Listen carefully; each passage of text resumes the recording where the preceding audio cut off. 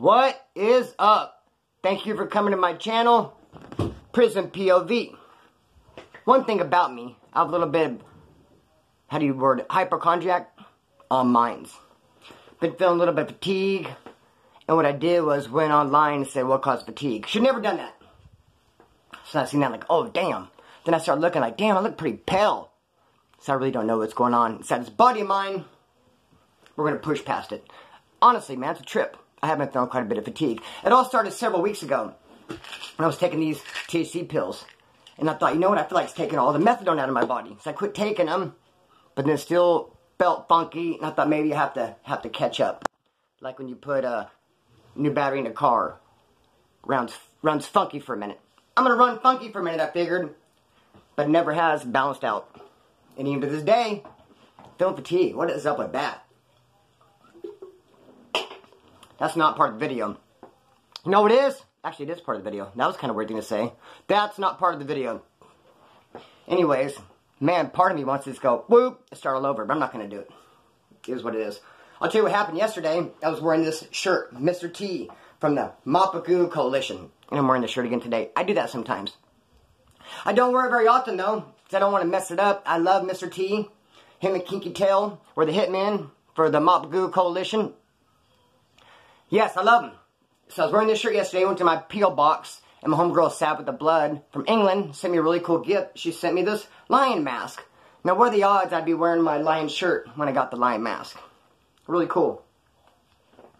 I'm all fitted up, got my lion gear. Lions are my favorite animals. Other than my dog Lily right there. She's part lion though, she's vicious. She also sent me this really cool AC/DC wallet. Who doesn't love AC/DC? I love it. And I didn't have a wallet, so good looking out. Sal with the good looking out, sis. Really appreciate you. Now, let me say this. It's like a coincidence wearing the lion shirt and the lion mask on the same day. Like I said, never wear this shirt. Coincidences, I love them. Been a lot of crazy things been happening. Listen what's been happening to me a lot lately. Oh, I wish I had brought water.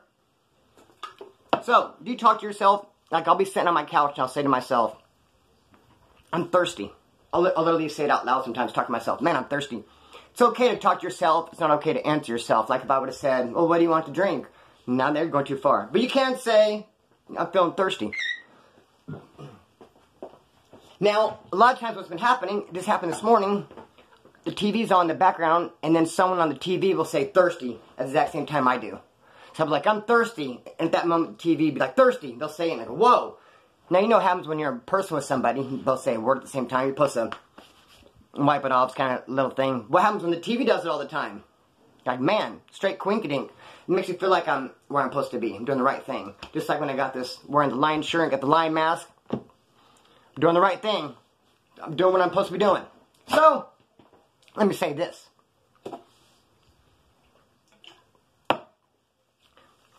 About 4 or 5 years ago, when I got cleaned up, quit going to the pen, I entered the workforce, deep into my 30s, with no skills, none at all. Because I spent all my time, my teens, 20s, for my 30s in the pen, instead of out here working. See, what's supposed to happen, you're supposed to go to work when you're 18, 19 years old, and you get into a trade, or you go to school, and you know, by the time you're my age, you master that trade, you're a boss in that trade, or whatever the case may be. You're not supposed to enter the workforce in your 30s with no skills. It doesn't really work out too good. But that's what I did. Better than never getting cleaned up and just staying freaking in and out of the pen and fucking junkie till the day you die. And it's like I say this about myself. I finally said, fuck all that. Put a stop to it. Slowed my roll. I want to get right. I want to get clean. I want to go to work. So enter the workforce. Get me a little helper job. Oil fields. Welder's helper. Now back in the day it was like, that was the thing to do when you're fresh out of the pen and you're just getting sober. Go to the oil fields. Take all your tattoos and all your baggage with you and they'll be glad to accept you. But things are changed. They don't really like the convicts out there that much. They don't like violent people. They do background checks now. If you have violence, a lot of times they won't hire you. And they just don't like people fresh out the pen because they got so much safety nowadays. So it's not the place to go fresh out the pen like it used to be. Oil fields are different. I almost said oil field. Oil fields are different nowadays. Be that as it may, went and worked in oil fields for about 1.5 years. That company literally went under. No more of a company. Had to go get another job. Got a job as a carpenter's helper. And the little 1.5 year oil field experience I got did me no good when I went over to work as a carpenter's helper. So I show up as a carpenter's helper with the same amount of skills as I have when I show up at the oil field place. None! Still no skills. With the carpenter helper for about a year and a half or so, then that job was no more. I had to go get another job. But still, though, I got no skills. Little chicken shit oil field job for a little bit, little carpenter helper, still amounts to nothing. Being a year someplace don't mean jack shit. My third job went and started working on the rig as a helper. The welder's helper position didn't help at all. The carpenter didn't help. I'm at a rig, starting at the bottom as a helper, learning something from the ground up. And none of my past experiences are helping me at all. I need some fucking skills. I'm getting too old for this shit. Keep getting jobs, start at the bottom, being a helper, being there for a year or so. The job, you know, got to go somewhere else. It's like, fuck all this. I'm too old for this. And yeah, sure enough, on that rig for about a year or so, and watch this, no more job. I start thinking, damn, I got to get some skills, man. I went and started figuring out how to go to school. I applied for it, and I got a grant. A grant to go to school. It took me a year to get it. Now, I'm laid off from the rig job, on unemployment. Took me a long ass time, like I said, to get this grant, and I get it. They're asking me, where do you want to go to school at? I think Class A. You know, it's quickest, I can get a Class A in about a month, and I'll have that skill under my belt, and it's a very good skill to have. Now, I have no intention at all of driving an 18-wheeler, a diesel, none at all. No intentions. I will not drive an 18-wheeler, a diesel. It's not why I want the Class A.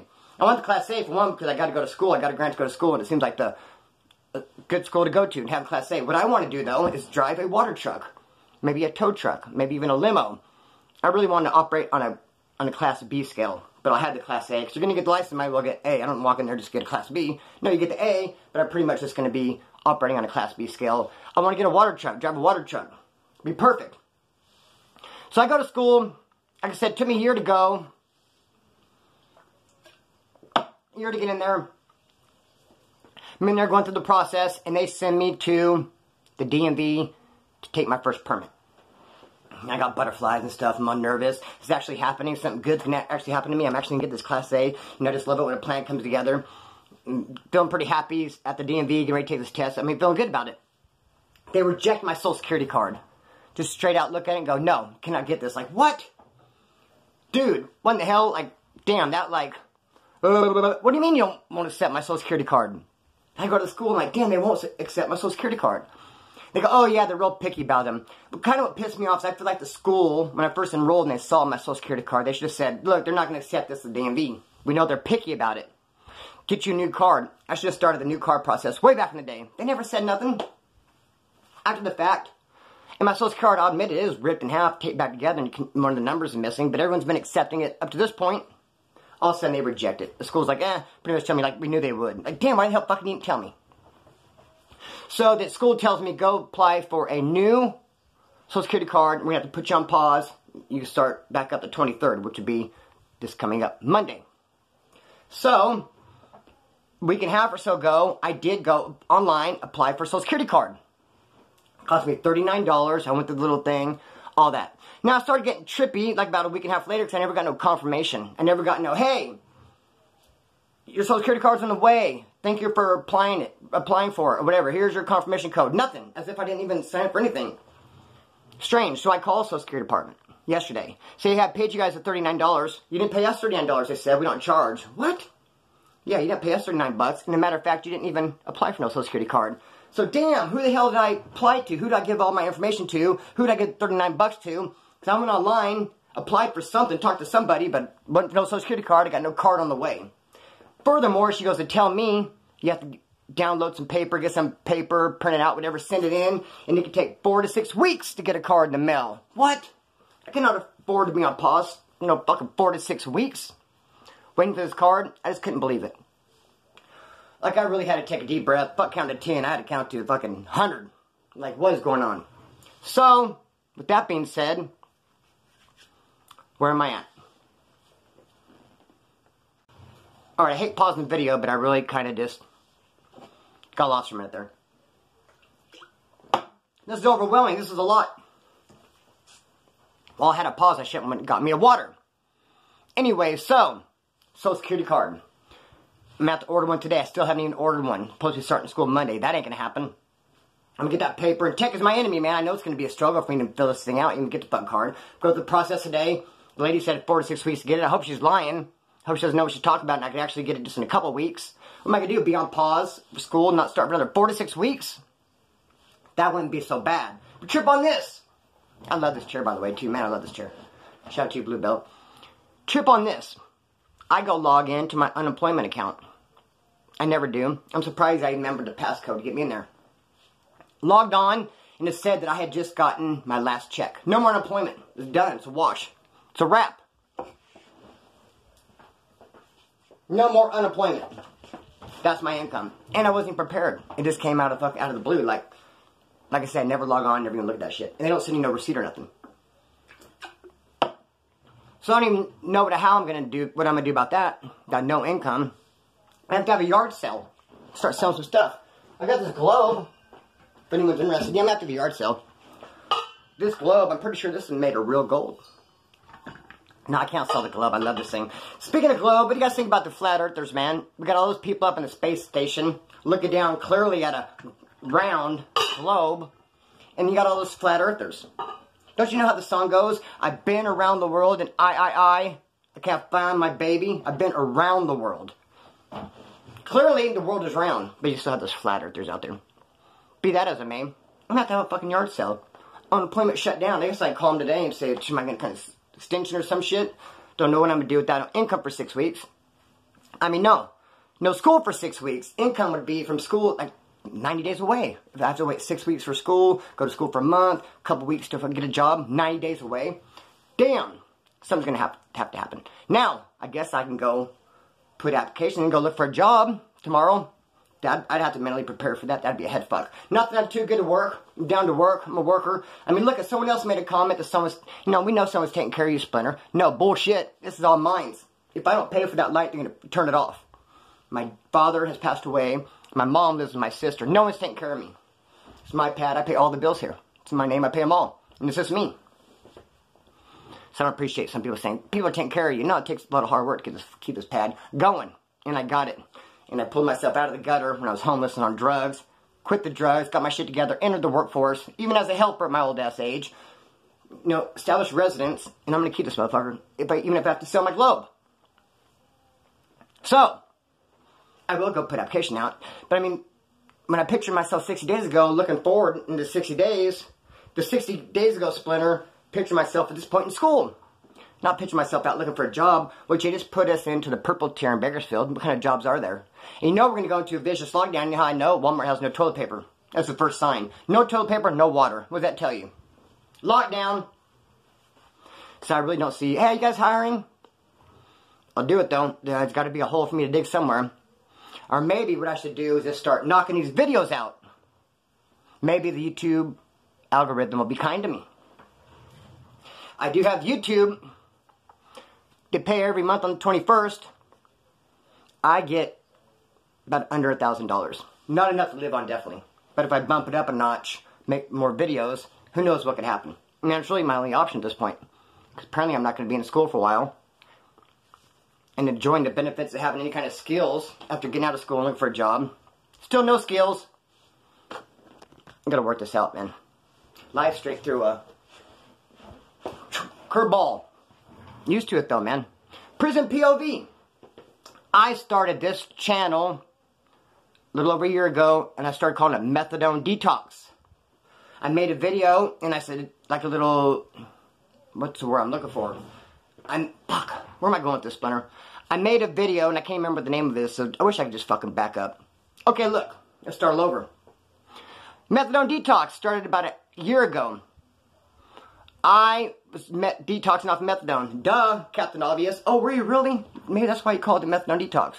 What it was, I was on my dose. I was dropping 4 milligrams every day. So I'm making the videos like, hey, I'm on 50. I come back, I'm on 46. I'm on 42. Every day I was making those videos. Then I start noticing, since I'm on YouTube a lot, I start noticing a lot of different prison channels and stuff. Inspired me, like, man, I'm going to start dropping some videos. So I made a couple videos. Prison stories on my methadone detox channel. Then I went on lockdown 23-1, shout to death. Before I get there, let me say this, my very first interview ever, still methadone detox, went on with Real Talk Recovery with Nicole. She's cool, man. I like her. She really helped me out in the beginning a lot. She taught me how to make thumbnails and helped me out with my channel, and that's going to be my first interview. I was really happy about it. I went on the channel It's Me was talking about prison channels, and I went in the comment section, and I wanted people to know. That's how I built my channel at the beginning. I would go in the comment sections of different channels, and I would just go in the comments, say, hey, come check me out. That's how I grew a little bit in the beginning, the comment sections of other videos. That's why I encourage people, if you're starting a channel, come in the comment section of my video, and just throw your channel out there. A lot of times people push your thumbnail and go check you out. So I said on It's Me, and I said, hey, I got the best prison channel. I threw a emoji out there with the old flex bicep. I didn't mean anything by it. I was not trying to be disrespectful. I wasn't saying anybody else is the worst. You could say you're the best without putting people down. I just, I was trying to hope people would see and go, oh, okay, let's go look. So I said, tonight I'm going to do an interview, real talk recovery, and I got the best prison channel. So people that did, that came and gave us like 50 thumbs down. I was so embarrassed. I did that interview, went back and watched it. 50 thumbs down. I was like, damn, it's embarrassing. I called Nicole and I was like, damn, She goes, oh, no, it's my fault. I got a lot of trolls. I go, no, it's not because of you. It's because of me. So I went and said something on this other channel. Excuse me. People took it the wrong way. I was hoping just to pique their curiosity. I didn't think people feel that type of way. So I go, no, it's because of me, man. So then I made another video like, damn, like that. Like, should I apologize? I didn't even mean it like that. And I'll give them credit. All those people went back and took all those thumbs down away. And so that was really cool they did that. But what a way to start your channel off. What a way to have your first interview. Very embarrassing. No, this was embarrassing when I went interviewed on Lockdown 23-1. Shot to death. The first interview, they hated me. Hated me. Go back, look at that interview, and read the comments. So hard on me. Called me a tweaker. Talked all kinds of shit. Now, when I did that interview with death, that's when I was detoxing off the methadone. And I was feeling kind of rough. And you know what else really fucked me up too? Is when you're going to do an interview with someone, they send you an email. So you can log on. So you sent the email, and that's when I used to have a desktop computer. So I got the email from my desktop, and I couldn't log on. Duh, because there's no camera or nothing on the desktop. Wouldn't let me. I sat there for a half hour. And I think I see him too, and he's like, I can tell you, no, he wasn't getting impatient, but I mean, kind of like, come on, dude. And he's on his phone like, what are you doing over there? And finally he goes, oh, use your phone. I go, duh. So then I got on my phone, logged on, and there we were. But like, hey, how you doing? After a half hour, just like, oh, pulling my hair out. And having to go, okay, here we are. That threw me off. But I think it was a good interview. Did not get a good response. People hated me and go fuck. Kept grinding. But some people did love me. Some people did come over here and sub. And it's been a beautiful thing. So yes, what are some highs and lows of the Prison POV channel? I don't know, I can't think anything off the top of my head. I should have made some notes. I didn't. But it's been a pleasure kicking it. Wow, that was a real stutter. That was like a two-syllable stutter. Wow, that was a two-syllable stutter, followed up by like another little two-syllable stutter. I stuttered on the word syllable, as a matter of fact. Damn. So, we're going to keep at it, man. I appreciate you guys. I got nothing but the utmost love and respect for all you guys that kick with me and come to Prison POV. Oh, you know one thing I never do is say that, hey, welcome to my channel, subscribe, hit the bell, the whole thing. No, I'm not hating on people who do that. I've tried, I can't do it. I can't say, welcome to my channel, Prison POV. Subscribe, hit the notification bell, go to all, not personal, because when I get done with all that jazz, then trying to get into my story, I feel thrown off. I feel like flat foot, I can't do it. Easier for me to just say, welcome to my channel, Prison POV, and start with my story. So I never say all that. But I will say this, that maybe you guys should go look at the notification bell and make sure it isn't all, because I get a lot of people saying to me, I'll make a video, welcome back, Splinter, I ain't seen you for a while. I'm like, what? Just made a video a couple days ago. What do you mean you ain't seen me for a while? YouTube's not very cool on notification. The whole process, I think, is kind of jacked up. But I definitely appreciate all you guys, man. And I think I will just start hitting it hard, knocking out a lot of videos, and get past this fatigue. Like I said, hopefully YouTube algorithm will be kind to me. Hopefully you guys will be kind to me. And let's just see what happens, man. Cut the string on this, let it fly. Peace.